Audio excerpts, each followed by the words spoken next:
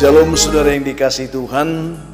Selamat pagi, senang dan bahagia rasanya karena masih bisa menyapa saudara di pagi hari yang indah ini. Doa dan harapan saya bahwa saudara semua dalam keadaan sehat, dalam keadaan baik, penuh sukacita diberkati Tuhan untuk sepanjang hari ini. Saudaraku yang dikasihi Tuhan, kita bersyukur karena ternyata lewat renungan inspirasi ini saudara, ada begitu banyak anak-anak Tuhan yang sudah diberkati Tuhan hidupnya, yang lemah dikuatkan Tuhan, yang putus asa diberikan pengharapan, yang berbeban berat diberikan kelegaan, yang dalam pergumulan sakit penyakit mereka juga dipulihkan, disembuhkan Tuhan, dan masih banyak lagi yang menyaksikan kasih Tuhan tentang hal itu. Dan kalau saudara mengalami kasih Tuhan lewat renungan ini, saudara bisa menyampaikannya kepada kami supaya kami bisa menyaksikan itu menjadi peneguh iman bagi setiap saudara-saudara kita yang mendengarkan renungan seperti pagi hari ini. Saya juga harapkan saudara bahwa saudara juga akan turut membantu kami untuk menyebarkan renungan ini, sehingga ada banyak orang-orang yang rindu akan kasih Tuhan mereka dilawat lewat renungan ini seperti pagi hari ini. Itu harapan kami saudara. Mari saat ini kita siapkan lagi hati kita untuk mendengarkan renungan kita pada pagi hari ini. Mari sebelumnya kita berdoa. Bapa di surga, kami sangat bersyukur atas kebaikan kasih-Mu yang senantiasa melimpah dalam kehidupan kami. Maha besar Engkau Tuhan atas semua perbuatan-perbuatan ajaib yang Tuhan sudah kerjakan dalam hidup kami. Khususnya melalui renungan ini, ada banyak anak Tuhan yang telah diberkati oleh Tuhan. Pimpin kami semua supaya kami semakin memahami maksud rencana-Mu dalam hidup kami. Hari ini kami berdoa, biarlah dengan pertolongan kasih Tuhan di hari yang baru ini, kami boleh dikuatkan kembali untuk bersama-sama dengan Tuhan oleh pimpinan Roh Kudus, berjalan dalam kemenangan Kristus di sepanjang hari ini. Dalam nama Yesus kami berdoa. Amin. Saudaraku yang dikasihi Tuhan, firman Tuhan yang akan menyapa kita pada pagi hari ini, saya siapkan dari kitab 1 Korintus pasal yang pertama, ayat yang ke-19. Demikian bunyi firman Tuhan di sana. Karena ada tertulis, aku akan membinasakan hikmat orang-orang berhikmat, dan kearifan orang-orang bijak akan kulenyapkan. Ini yang akan kita bahas saudara dalam renungan kita pagi ini. Topik renungan kita pada pagi hari ini adalah kepintaran atau kebodohan. Itu yang akan kita coba renungkan pada pagi hari ini. Ini penting karena ini menjadi sebuah pergumulan besar dalam perjalanan hidup beriman kita hari demi hari. Ada seorang pendeta saudara, pendeta ini beraliran liberal. Kita tahu bagaimana orang yang beraliran liberal ini selalu mengandalkan logika dan pengetahuannya. Terkadang dia kurang mempercayai Tuhan saudara. Suatu ketika dia berkhotbah di depan jemaatnya, dia mengatakan, saudara-saudaraku yang dikasihi Tuhan, hari ini kita akan berbicara tentang perjalanan bangsa Israel ketika mereka keluar dari tanah Mesir. Tahukah saudara, ketika orang Israel itu keluar dari tanah Mesir, mereka menyeberang Laut Merah. Tetapi saudaraku yang dikasihi Tuhan, ternyata orang Israel menyeberang Laut Merah itu bukanlah sebuah mujizat katanya. Itu bukanlah sebuah mujizat. Itu adalah sebuah karya fenomena alam. Itu adalah akibat dari sebuah peristiwa fenomena alam, dia katakan saudara. Karena pada saat itu telah terjadi sebuah fenomena alam di mana bumi, bulan dan matahari ada dalam garis sejajar. Dan pusat garis sejajar itu kebetulan pada saat itu ada di Laut Merah titiknya. Sehingga akibat dari kesejajaran itu terjadi fenomena alam mengakibatkan terjadinya pasang surut besar pada Laut Merah itu, dikatakan saudara. Sehingga diperkirakan saat itu ketinggian air Laut Merah itu hanya setinggi mata kaki. Itu sebabnya orang Israel bisa berjalan menyeberangi Laut Merah itu katanya. Jadi sesungguhnya itu bukanlah sebuah mujizat, dia katakan saudara. Lalu jemaatnya kebingungan saudara. Ada seorang jemaat yang sudah tidak tahan lagi mendengarkan perkataan pendeta itu, dia langsung berteriak, puji Tuhan katanya saudara. Puji Tuhan. Lalu dia terdiam. Setelah ibadah selesai saudara, setelah selesai ibadah minggu, pendeta itu mendekati anggota jemaat yang bersuara keras tadi untuk menanyakan arti dari ungkapan puji Tuhan tersebut. Lalu jemaat ini menjelaskan, puji Tuhan Pak Pendeta. Tadi Pak Pendeta katakan bahwa perjalanan orang Israel menyeberang Laut Merah itu bukanlah sebuah mujizat. Tetapi puji Tuhan, karena justru di sana saya melihat ada sebuah mujizat besar katanya. Lalu pendeta ini terdiam. Dia coba jelaskan katanya. Pak Pendeta tahu bahwa Alkitab mengatakan bahwa Laut Merah itu menenggelamkan Firaun dan pasukannya. Puji Tuhan, karena ternyata menurut penerangan Pak Pendeta, air yang setinggi mata kaki itulah yang bisa menenggelamkan Firaun dan pasukannya. Dikatakan, lalu terdiamlah pendeta ini saudara. Karena dia merasa, loh, apa yang aku katakan? Saudaraku yang dikasih Tuhan, jemaat ini mengatakan, ini sebuah pengalaman luar biasa Pak Pendeta. Saya belum pernah mendengarkan, tetapi hari ini justru saya melihat sebuah perkara besar. Di balik perkataan Pak Pendeta yang mengatakan tidak ada mujizat, justru aku melihat mujizat.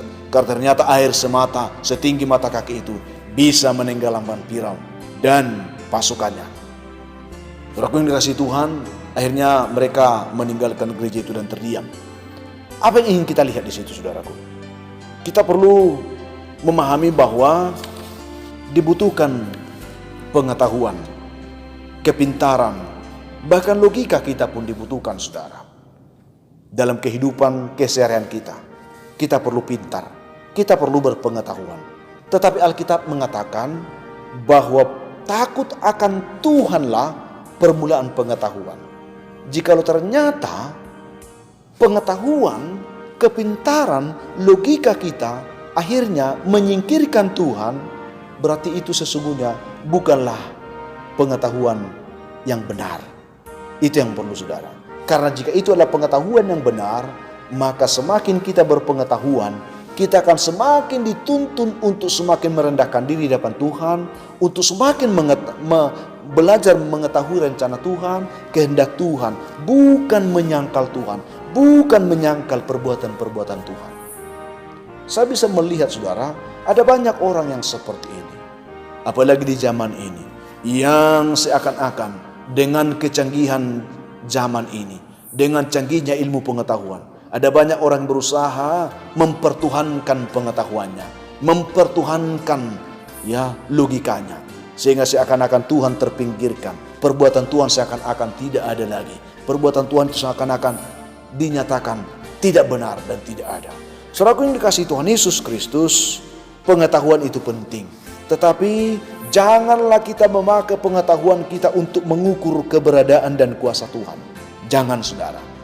Berpengetahuan penting, tetapi jangan karena engkau berpengetahuan engkau mengukur engkau berani mengukur keberadaan dan kuasa Tuhan. Karena sesungguhnya pengetahuan itu adalah milik Tuhan, logika itu adalah milik Tuhan. Tetapi karena engkau dengan pengetahuanmu, dengan kepintaranmu, dengan logikamu engkau coba mengukur Tuhan, mengukur tentang kebenaran dan kuasa Tuhan. Siapakah engkau? Firman Tuhan, siapakah engkau hai manusia? Engkau hanyalah debu. Engkau hanyalah debu yang tidak berarti di hadapan Tuhan. Mari saudara, kita menyadari bahwa betapa besarnya Tuhan yang melebihi pengetahuan kita. Betapa besarnya Tuhan yang melebihi pengertian kita. Itu sebabnya firman Tuhan katakan bagi kita begini, aku akan membinasakan hikmat orang-orang berhikmat, dan kearifan orang-orang bijak akan kulenyapkan. Jika ternyata hikmat, pengetahuan, kepintaran itu tidak mendukung engkau semakin mengenal Tuhan, semakin mencintai Tuhan, semakin mengakui perbuatan-perbuatan Tuhan, maka firman Tuhan katakan, aku akan membinasakan engkau. Aku akan melenyapkan pengetahuanmu. Sehingga saudaraku yang dikasihi Tuhan, lewat renungan ini, pagi ini kita mau dituntun Tuhan untuk menjadi pribadi-pribadi yang rendah hati. Setinggi apapun pengetahuanmu, sehebat apapun kepintaranmu, mari saudara, buatlah pengetahuan dan kepintaranmu itu membuat engkau semakin mengasihi Tuhan, semakin takut Tuhan, semakin mengakui Tuhan dalam kehidupanmu. Maka engkau akan semakin dituntun untuk menjadi semakin berhikmat, untuk semakin memahami kehendak rencana Tuhan dalam kehidupan saudara. Saudaraku yang dikasihi Tuhan, mujizat bukanlah perkara logika. Saya ingin katakan ini, mujizat bukanlah perkara logika, melainkan perkara iman dan keyakinan kita akan Tuhan dan kuasa Tuhan. Itu saudara. Mujizat bukan perkara logika. Kalaupun logikamu tidak bisa menerima mujizat, tidak masalah. Tetapi saya hanya ingin menuntun saudara menjadi pribadi yang beriman, pribadi yang percaya kepada Tuhan dan kuasa Tuhan. Maka mujizat itu akan nyata dalam kehidupan saudara. Logika tidak akan pernah bisa menghasilkan mujizat. Tetapi iman dan percayamu kepada Tuhan, kepada kuasa Tuhan, itulah yang melahirkan mujizat. Sehingga sekalipun Laut Merah itu dalam dan luas, tetapi karena orang Israel beriman dan percaya kepada Tuhan, maka Tuhan dengan kuasanya bisa membelah Laut Merah itu bukan setinggi mata kaki saudara, tetapi menjadi kering, dan mereka bisa berjalan di tanah kering, bukan setinggi mata kaki. Itu yang hebatnya. Ketika kita menanggapi Tuhan dengan iman dan percaya, maka kita akan dimampukan melihat perkara-perkara besar yang dilakukan Tuhan bagi kehidupan kita hari demi hari. Tuhan kiranya menolong kita dengan renungan ini, sehingga apapun yang kau hadapi, yang kita hadapi, yang saudara saya hadapi hari ini, selalulah menjadi pribadi yang rendah hati, tunduk kepada Tuhan, sehingga engkau bisa melihat bahwa perbuatan-perbuatan Tuhan itu selalu perbuatan-perbuatan besar dan ajaib dalam kehidupan kita. Itu yang kita terima pagi. Tuhan memberkati saudara. Kita berdoa. Tuhan Yesus, terima kasih untuk kebaikan-Mu yang menyapa kami pagi hari ini. Betapa sering kami Tuhan mengandalkan pikiran kami, mengandalkan pengetahuan kami, membuat kami semakin bodoh di hadapan Tuhan.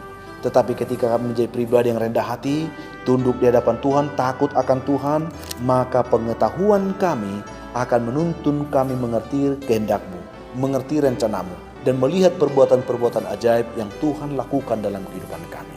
Berkati umat-Mu dimanapun mendengarkan renungan ini. Bantu Tuhan, supaya kami menjadi pribadi-pribadi yang rendah hati. Yang lemah Tuhan kuatkan, yang berbeban berat Tuhan berikan kelegaan, yang berduka cita Tuhan hiburkan, yang dalam pergumulan sakit penyakit hamba doakan mereka. Biarlah dengan tumpangan tangan Tuhan mereka ditolong, dikuatkan, dipulihkan, dan disembuhkan. Hamba doakan ada seorang anak dari Inang, Buang Manalu dari Laumil, yang sedang terbaring di rumah sakit di Medan ini. Tuhan memberkati sehingga boleh dipulihkan dan disembuhkan. Ada juga anggota jemaat-Mu, anak kami Jonas Henrico Sijabat juga terbaring saat ini di ruang ICU di rumah sakit. Biarlah campur tangan Tuhan membantu dia, menolong dia, memulihkan sakit penyakitnya, dan membuat mujizat baginya. Juga anak hamba sendiri Tuhan Lori, biarlah juga dia boleh dipulihkan Tuhan, sehingga dengan kemurahan-Mu, kasih-Mu, dia boleh pulih untuk mengikuti semua kembali pendidikannya dengan baik. Terima kasih Tuhan. Masih banyak anak-anak Tuhan yang mengalami, yang membutuhkan pertolongan Tuhan, dan juga mengalami kasih Tuhan. Biarlah mereka dapat bersyukur kepada-Mu hari ini.